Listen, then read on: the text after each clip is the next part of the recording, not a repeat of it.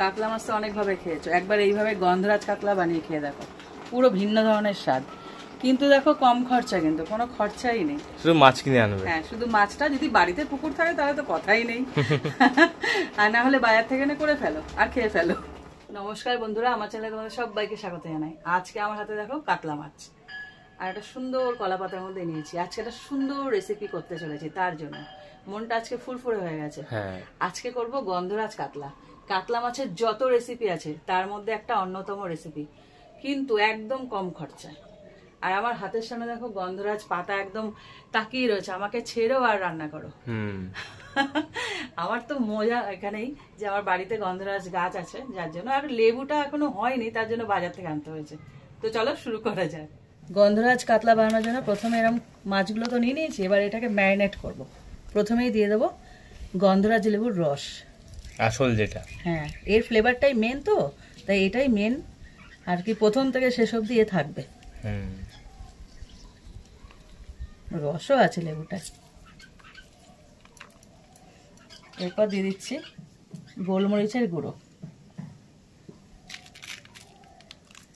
এগুলো আমার বাড়ির তৈরি তো, তার জন্য একটু দানা দানা, আমি বাড়িতেই তৈরি করি। ম্যাক্সিমাম জিনিস আমি সব বাড়িতেই রেডি করি, কেনা করি না, মানে গোটায় না গুঁড়ো করে নিই। তো এগুলোকে ভালো করে একটু মাখিয়ে নেব, আর দিয়ে দেবো হালকা একটু লবণ। এই একটা রেসিপি যেখানে কোনো রকম হলুদ ইউজ হবে না, কোনো রকম লঙ্কার গুঁড়ো ইউজ হবে না, যার জন্য না একটু সাদা সাদা ধরনের হবে। তাই এইভাবে রেখে দেবো 15 থেকে 20 মিনিট। দেখো মাছটা ম্যারিনেট করা আছে, এখানে থাকুক। এদিকে উনুন ধরিয়ে দিয়েছি কাজ এগিয়ে রাখার জন্য, আর এদিকে আমি মশলাটা রেডি করে নিই। তার জন্য এখানে নিয়েছি কয়েকটা কাজু, একটু চারমগজ, আর এখানে আছে পেঁয়াজ, কাঁচা লঙ্কা আর হলো আদা। এই কাঁচা লঙ্কা আর পেঁয়াজটা পরে করব, এটা একসাথে বেটে নিই।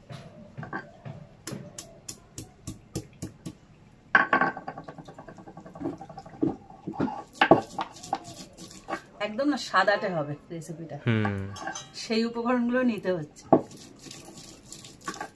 খেতে কিন্তু অপূর্ব, তোমরা খেয়াল করে দেখো, এটা কিন্তু কোনো খরচা নেই সেরকম একটা না।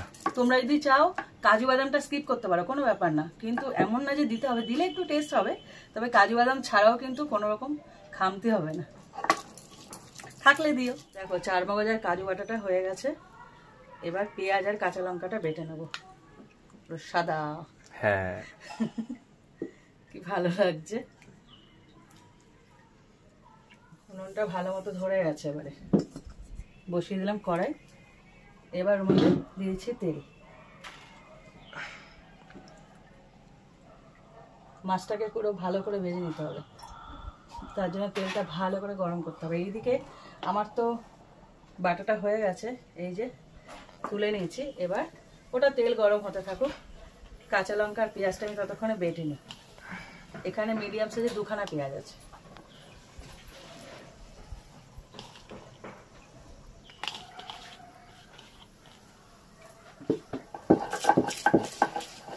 তেলটা পুরোপুরি গরম হয়ে গেছে, আর এদিকে আমার পেঁয়াজটাও বাটা হয়ে গেছে। এবার মাছগুলোকে এক এক করে ভেজে নেব।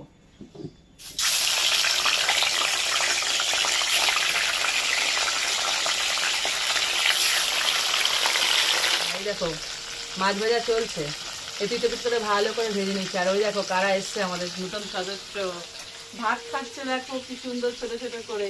ওরা ভাত দিই, আমরা রোজ আমি ওদের ভাত দিই। ওই দেখো ভাত হয়ে গেলে ওর মা বাবা পুরো ফ্যামিলি চলে এসেছে, একদম ছোট, একদম ছোট। দেখো কয়টুখানি পিলে বাচ্চা মনে হচ্ছে না, মা নিজে নিজে খাচ্ছে, খেতে শিখে গেছে। আর ওই পুচকি গুলো না সাঁতার কাটে, আমার কি ভালো লাগে। ভাবো পুকুরের মধ্যে এইটুকুনি একটা সাঁতার কাটে, দেখতে কি মিষ্টি লাগে না, খুব ভালো লাগে। এই কদিন আগে বাচ্চাটা হলো, ওগুলো বড় হয়ে গেল, মানে 1 মাসের মধ্যে বড় হয়ে যায়। 1 মাসের মধ্যে আবার বাচ্চা দিয়েছে, বছরে কবার বাচ্চা দেয়, কি সুন্দর। ওগুলো 4টে ছিল, এবারে 4টে দিয়েছে। এখন কি করে বৃষ্টি নামলো, বৃষ্টি শেষ নেই, কবে দিয়ে হয়ে যাচ্ছে। বসেছিলাম যখন তখন ভালো হয়ে যাচ্ছিল, আবার বৃষ্টি নেমে গেল। মাছগুলো ভাজা হয়ে গেছে, আমি এক এক করে কলা পাতাতেই তুলে নিচ্ছি। এবার বাকি মাছগুলো ভেজে নেব।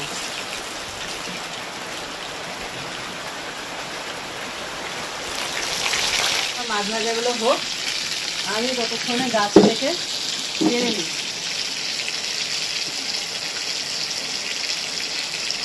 সুন্দর পাতা আছে, কি সুন্দর দেখো পাতাগুলো।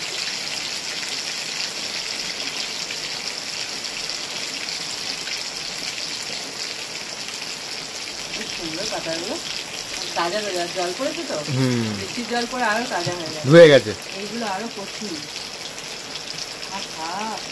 কি সুন্দর গন্ধ বেরিয়েছে, একদম হাত বাড়ালেই আমার রেডি। একদম নিয়ে নিলাম, এবার ধুয়ে নেবো, ব্যাস হয়ে যাবে। অর্ধেক ধুয়েই দিয়েছে বৃষ্টির জলে। এদিকে আমার মাছ ভাজাগুলো হয়ে গেছে, তুলে নিই।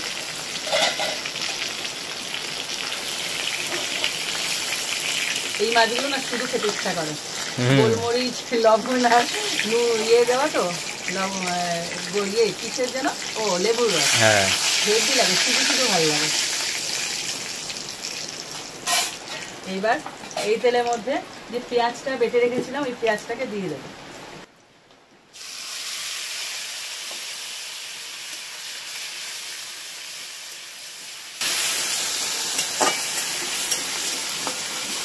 একটু ভেজে নিই। দেখো পেঁয়াজটা একটু ভালো করে ভেজে নিয়েছি। এইবার এই সময় দিয়ে দিচ্ছি গরম মশলা, ছোটোবেলা যার দারচিনি। তোমরা যদি সব প্রথমেও দিতে পারো, তবে আমি ফ্লেভারটা ধরে রাখার জন্য পরে দিলাম, একই ব্যাপার। এবার এর মধ্যে দিয়ে দিচ্ছি চারমগজ, কাজু, তারপরে যে বাটাটা ছিল ওই বাটাটা। হালকা একটু জল দেবে, অল্প, এক এক করে কষিয়ে নিতে হবে। সমস্ত একসঙ্গে দিয়ে কষাবে না, আলাদা আলাদা করে কষাবে, একটা সুন্দর ফ্লেভার আছে। দেখো কাজু বাদাম আর চারমগজের যে কালারটা ছিল পুরো সাদা, সেটা কিন্তু কালার চেঞ্জ হয়ে গেছে। ততক্ষণ পর্যন্ত কষাতে হবে যতক্ষণ না কালার চেঞ্জ হয়। কালার চেঞ্জ হওয়া মানে কি বলতো, যে কাঁচা ভাবটা, সেই গন্ধটা চলে গেছে। এটা হয়ে গেছে কষানো। এবার এই রান্নায় যেহেতু লঙ্কার গুঁড়ো পড়বে না, মানে যেহেতু সাদাটে হয়, তার জন্য এখানে দিয়ে দেবো গোলমরিচ গুঁড়ো। তার আগে দিয়েছি লবণ।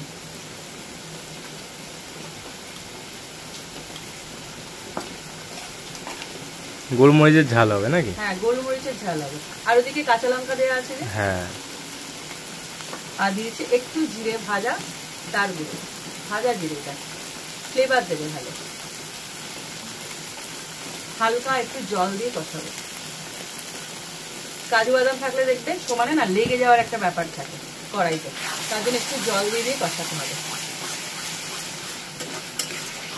দেখো পুরো তেল ছেড়ে দিয়েছে কষাতে কষাতে, দেখেই বোঝা যাচ্ছে এটা। এবার এর মধ্যে দিয়েছি টক দই, যত সাদা বস্তু আছে সব পড়বে। এবার টক দইটাকে একটুখানি ফেটিয়ে নেব, তারপর দিয়ে দেবো। আর যখনই টক দইটা দেবে একটু জল দেবে হালকা করে। এবার দিয়ে দিচ্ছি আমার গাছের পাতা, মানে গন্ধরাজ লেবুর পাতা।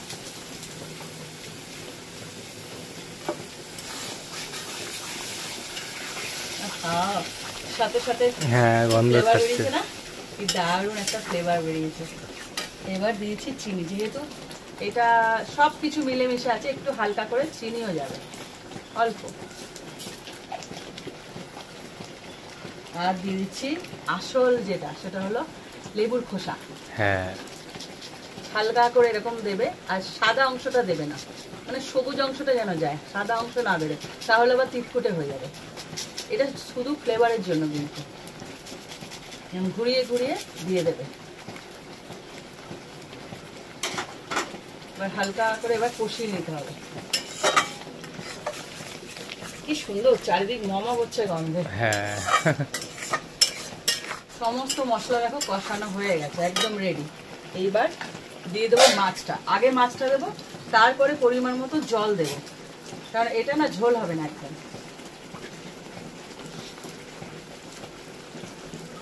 জল দেওয়ার কি দরকার আছে, মাখালেই হয়ে যাবে।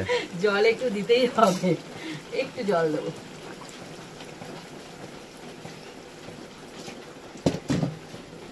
যেন মশলাটা ভালো মতন মাছের গায়ে ঢোকে। এইটুকু তো দিতে হবে, না হলে তো ভাজা মাছ হয়ে যাবে। ওটা কি আর গন্ধরাজ মাছ হবে? ভাজা কাতলা হয়ে যাবে, কাতলা ভাজা। এবার উপর থেকে একটু আসল জিনিস ছড়িয়ে দিতে হবে, তো সেই তো ম্যারিনেশনে দিয়েছিলাম। এবার উপর থেকে ছড়িয়ে দেবো গন্ধরাজের রস। জমে গেল ব্যাপারটা পুরো। ব্যাস, এবার ফুটতে দেবো। দেখো গ্রেভিটা ঠিক এরকমই হবে, একটা করে মাছের পিস দেবে আর এইটুকু গ্রেভি দেবে। তোমাদেরকে আমি তুলে দেখাচ্ছি, এইটুকু গ্রেভি দেবে, এটা আরো বসে যাবে। হ্যাঁ, তো রেসিপিটা এখানে শেষ করছি। দেখো কি সুন্দর, তোমরা কি বলো তো গন্ধটা তো পাচ্ছ না, করে দেখো, না করলে বুঝতে পারবে না। দারুণ দুর্ধর্ষ গন্ধ বেরিয়েছে, আর খেতে যেমন হবে সে তো দেখেই বোঝা যাচ্ছে। রেসিপিটা একবার হলো ট্রাই করো। ওই যে বলবো পুরোনো কথা, যদি বাড়িতে গাছ থাকে ভালো, না হলে কাকিমা জেঠিমা দিদিমা যার থেকে পারো এই পাতা এনে করে ফেলো গন্ধরাজ। বারবার গন্ধরাজ চিকেন বেরিয়ে যাচ্ছে, গন্ধরাজ কাতলা, গন্ধরাজ লেবু যেখানে পড়ুক, চিকেনে পড়ুক আর মাছে পড়ুক, অপূর্ব টেস্ট দেয়। করে আমাকে খেয়ে কমেন্ট করো তো। এই রেসিপিটা একটু শেয়ার করো, আর ভালো লাগলে লাইক দিও, আর রেসিপি পেতে আমার চ্যানেলটা সাবস্ক্রাইব করে দিও। তো আজকের মতন টাটা টাটা।